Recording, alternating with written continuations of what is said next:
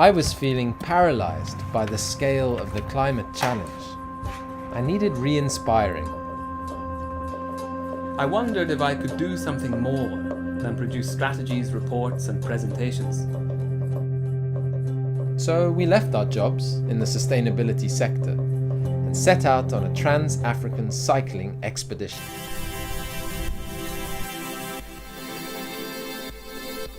We sought to capture positive and inspiring stories of hope in a troubled world. Here in Africa, we found hope in abundance.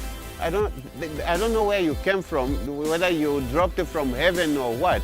You did not come with oxygen on your back. I never saw that. So I know that you are using oxygen from the trees here. So I expect you to look after the forest here like it is yours. This is Uncle Ben. He is a tireless educator promoting sustainable energy solutions to reduce charcoal-driven deforestation in Zambia. He is one of countless African conservation heroes, like Martin Machanga, the cycling game ranger who risks life and limb to protect elephants.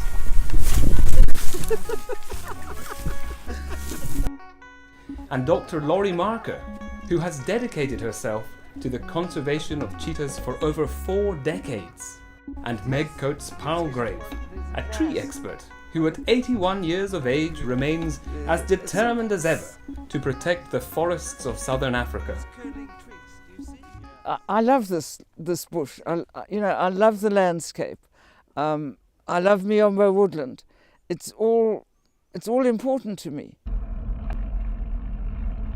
None of these habitats and species would survive without water.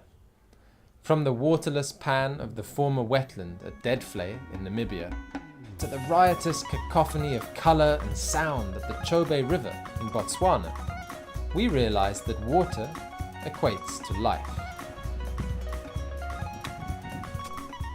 In between, we visited the drought-stricken city of Windhoek, where government officials and citizens are determined to keep the taps running and are leading the world in turning sewage into drinking water. We met young Africans with fresh ideas and boundless energy.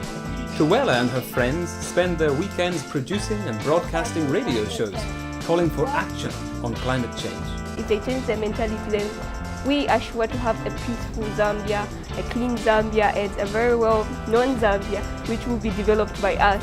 Yeah. Or Teleni and Aska, 2 young female entrepreneurs upcycling waste into beautiful household decor.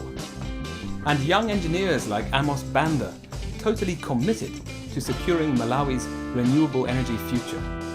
That's my target, to spread the dissemination of renewable energy technologies.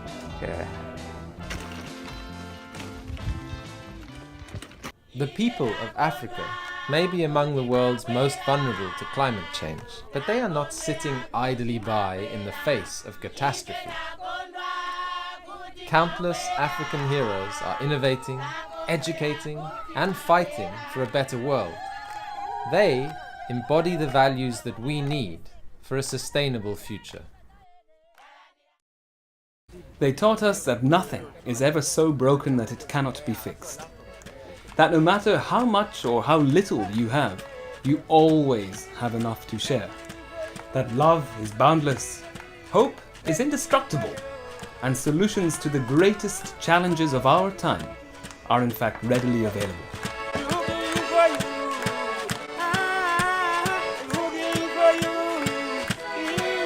Hope? Well, that's highly contagious. So what are we waiting for? Let's pass it on.